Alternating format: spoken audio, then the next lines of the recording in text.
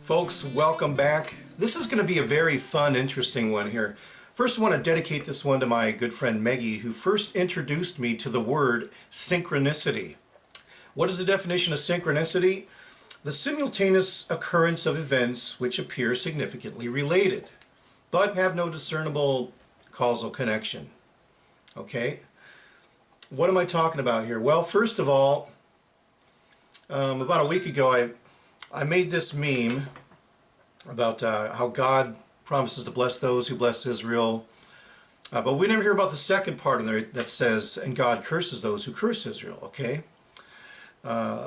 Then I watched the movie King David, and when the movie opens up, it's when Samuel, the prophet Samuel, goes to depose, tells Saul, King Saul, that, you know, you screwed up, God doesn't want you to be king anymore. Somebody new is going to come along. And Saul gets mad and he grabs Samuel's robe, and Samuel turns around and he says, God is not a man that could lie or change his mind. And I'm like, wow. So that's right there in Samuel chapter 15, verse 29. But anyway, that same verse is going to be coming up again when we go over this video. So all these things kind of weave together to create one consistent theme in the Tanakh, in the Old Testament. Today's theme, atheists say that Numbers chapter 22 has a contradiction in it. Let's look at the three verses themselves, and then I'll give you the backdrop, the context of the stories. Numbers chapter 22 verse 12 says, God said to Balaam, do not go with them, you are not to curse this people, for they are blessed. Then we skip ahead to verse 20. That night, God comes to Balaam and says, since these men have come to summon you, get up and go with them, but you must only do what I tell you.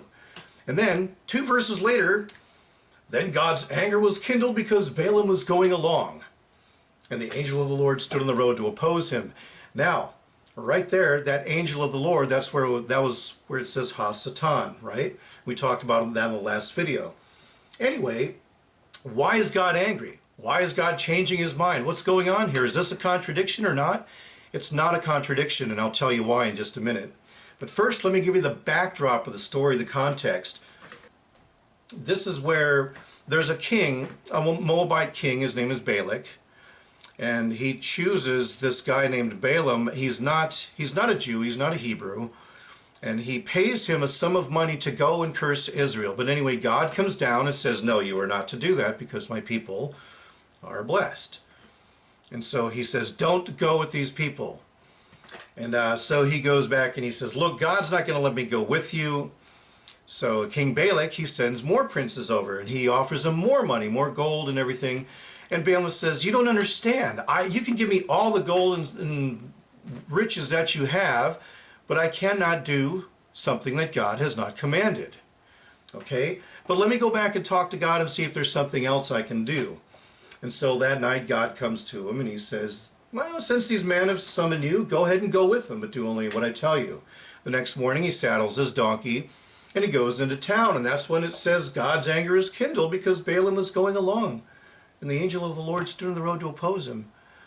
Let's look at the Hebrew here so we can get to the bottom of this.